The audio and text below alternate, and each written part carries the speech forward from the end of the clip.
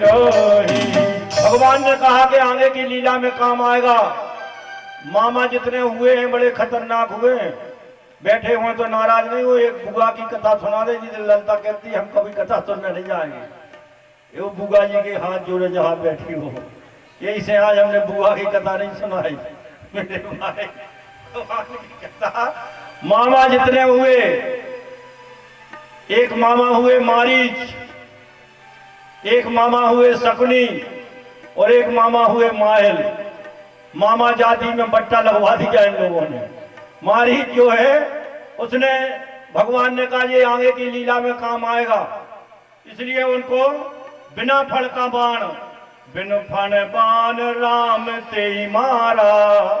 बिना फण का बाण भगवान ने मारा और 7 योजन सागर पारा। 7 योजन दूर जाकर सागर में उसके किनारे पर गिरा। तो जहां देखे वहां राम दिखाए। फल तोड़े यदि खाना चाहे तो राम दिखाए, मृग को मारना चाहे तो राम दिखाए। चारों तरफ पागल हो गया, राममय देखने लगा। तब भगवान की भक्ति करने लगा। अब आगे यज्ञ निर्भय होकर के यज्ञ कराया। यज्ञ स्नात हुआ है। ब्राह्मण और ऋषि मुनि बड़े प्रसन्न से अपनी अपनी विदाई लेकर अपने अपने आश्रमों को चले गए हैं। बाबा विश्वामित्र विराजे हैं और इतने में एक दूत पत्र लेके आया है और चिट्ठी में लिखा है, राजा जनक के राज की सील लगी है और लिखा है कि धनुष यज्ञ किया है। सीता ने बचपन में जहां धनुष रखा था 200 बैलों से जोत करके खींच कर लाया जाता था, इतना वजनदार था। उस धनुष को सीता ने बाएं हाथ से उठाकर दाएं हाथ से गोबर से लीप दिया। जब ये जनक को पता पड़ा तो जनक ने कहा हम सीता का विवाह उससे करेंगे जो धनुष की प्रतिज्ञा चढ़ा देगा। अब वो धनुष कौन ने दिया था? राजा निमि के लिए दिया था। 2 प्रमाण आए हैं। ये पिनाक नाम का धनुष था भगवान शंकर का। जब त्रिपुरासुर का वध किया उसके बाद ये धनुष राजा निमि को दे दिया। निमि ने अपने धरोहर के रूप में एक मंदिर बनवा करके वहां रख दिया। उसकी नित्य प्रति पूजा होती थी। मेरे भाई बहन, वह जीवित था। दूसरा प्रमाण है, एक बहुत अच्छी बात बता रहा हूं, ये जीवित था ये धनुष। जब दधीची ऋषि ने अस्थियों का दान कर दिया वज्र बनाने के लिए, तो गायों को नमक डाल डाल के शरीर पर चटवा दिया तो मांस मज्जा चमड़ा सब अलग हो गया, हड्डियां बची, हड्डियों का दान कर दिया। उससे वज्र बना, गांडीव बना, पिनाक बना, लेकिन वो धनुष बन नहीं पा रहा था पिनाक। तो शेषनाग के यहां ले गए। भगवान शंकर ने शेषनाग के फणों से मार करके उसकी पिनाक, नाक नहीं बन पा रही थी, अर्थात दधीची की हड्डी के नाक के ऊपर आज्ञा चक्र में प्राण हटके थे, वो जिंदा था धनुष। तो उसने जैसे ही वो बने ना, पिनाक ना लगे, तो एक गरम करके और शेषनाग ने एक फण मारा तो वो चिपक गया, वो धनुष बन गया। तो वो शंकर जी ने ले लिया और वो राजा निमि को दे दिया। उसमें दधीची ऋषि विराजमान थे। वो बढ़ सकता था, घट सकता था, भारी हो सकता था, हल्का हो सकता था। मेरे भाई बहन, उस धनुष के लिए यज्ञ करवाया। और जब राम लक्ष्मण ने सुना तो पत्र अयोध्या नहीं आया। चिंतन का विषय है, विद्वान लोग बैठे हैं। देश देश के राजाओं को पत्र भेजा, देवता आए, धनुज आए, राक्षस आए, राजा आए, पर अवध में पत्र क्यों नहीं आया? क्या कारण हो सकता है? लोग कहते हैं श्रवण कुमार की हत्या लगी थी इसलिए नहीं आया। नहीं नहीं, ये उत्तर सही नहीं है। श्रवण कुमार ब्राह्मण नहीं था, ब्रह्महत्या नहीं थी। वो हाथी के पानी पीने की गुड़गुड़ की आवाज समझ के शब्दवेदी बाण दशरथ ने मार दिया था अनजाने में। और श्राप मिली थी कि जिस प्रकार पुत्र में मैं तड़प के मर रहा हूं, माता पिता ने कहा था वैसे ही तुम मरोगे। तो इनको वरदान बन गया था क्योंकि उस समय पुत्र थे नहीं। मेरे भाई बहन, तो ये पिनाक जो है, इसका यज्ञ करने के लिए पत्र इसलिए नहीं भेजा।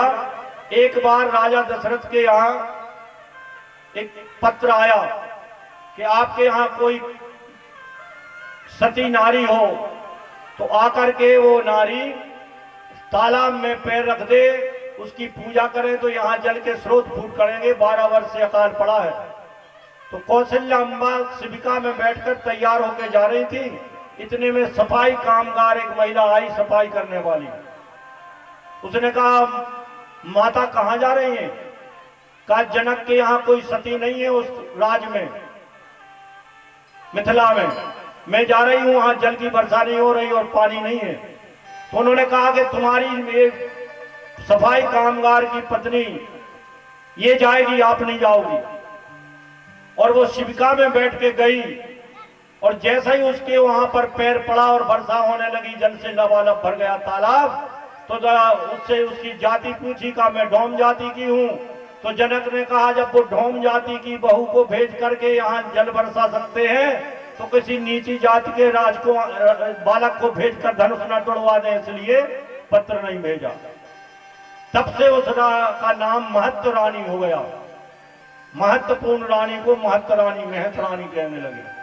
तब से नाम पड़ा महत रानी। मेरे भाई बहन, इसलिए उन्होंने कहा, जब बाबा ने सुना नमो ब्रह्मण्य देवाय गौ ब्राह्मण हिताय चो जगत हिताय कृष्णाय गोविंदाय नमो नमः, पधारो प्रभु। तुम्हारा ने नरियल लगे ने जो लगे, साल लगे, केवल मर्यादिया को मंदिर स्वच्छ बनवा के यज्ञ होने। पधारो, बड़े अच्छे समय पे आए हो विश्वामित्र जी। आ जाओ, ऊपर आ जाओ। धनुष याग सुन रघुकुल नाथा, धनुष याग सुन रघुकुल नाथा, धनुष याग सुन रघुकुल नाथा, धनुष याग सुन रघुकुल नाथा।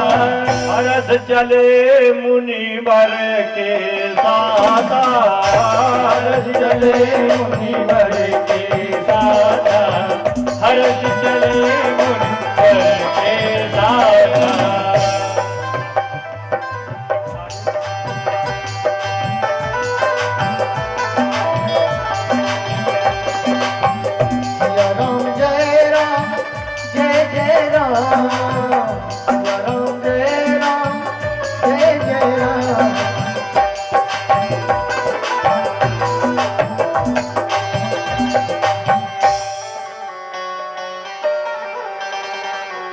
अरे ऐसा स्वभाव कहाँ पाया, ऐसा सुंदर स्वभाव कहाँ पाया राघव जी तुमने, ऐसा किसी ने बनाया राघव जी तुम्हें, ऐसा किसी ने। ऐसा सुंदर स्वभाव कहाँ पाया, ऐसा सुंदर स्वभाव कहाँ पाया राघव जी तुम्हें, ऐसा किसी ने बनाया राघव जी तुम्हें, ऐसा किसी ने बनाया।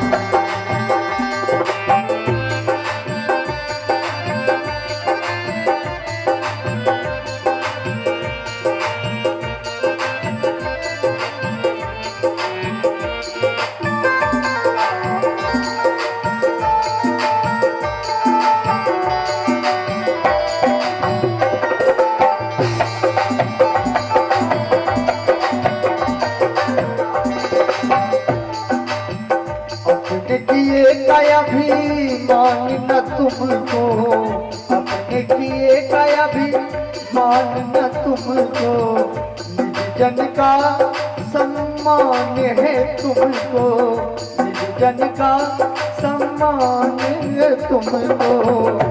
धन्य कौशल्या, धन्य कौशल्या जिनने तुम्हें जाया, धन्य कौशल्या जिनने तुम्हें जाया राघव जी तुम्हें, ऐसा किसी ने बनाया राघव जी तुम्हें, ऐसा किसी ने बनाया।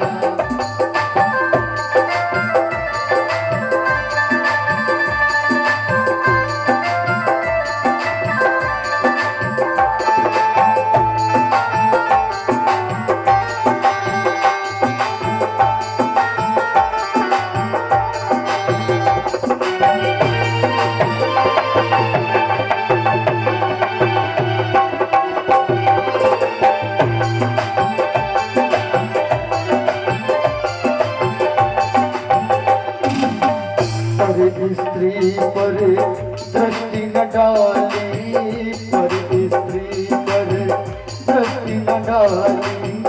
ऐसी तुम्हारी प्रकृति निराली, ऐसी तुम्हारी प्रकृति है निराली।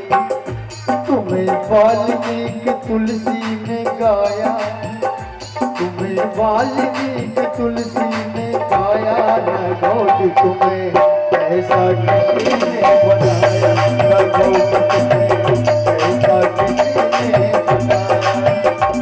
ऐसा सुंदर स्वभाव कहाँ पाया, ऐसा सुंदर स्वभाव कहाँ पाया, ऐसा सुंदर स्वभाव कहाँ पाया। न गौर तुम्हें ऐसा किसी ने बनाया, न गौर तुम्हें ऐसा किसी ने बनाया, न गौर तुम्हें ऐसा किसी ने।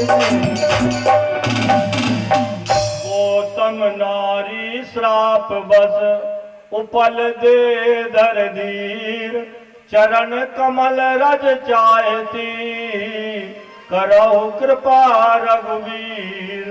आश्रम एक दीक मग माही, खग मृग जीव जंतु तहनाई। एक आश्रम मिला जहाँ ना पक्षी है, न पशु है, न जंतु है। ऐसे आश्रम को देखकर राम ने पूछा मुनि सलायती देखी, सकल कथा मुनि कई विषय की।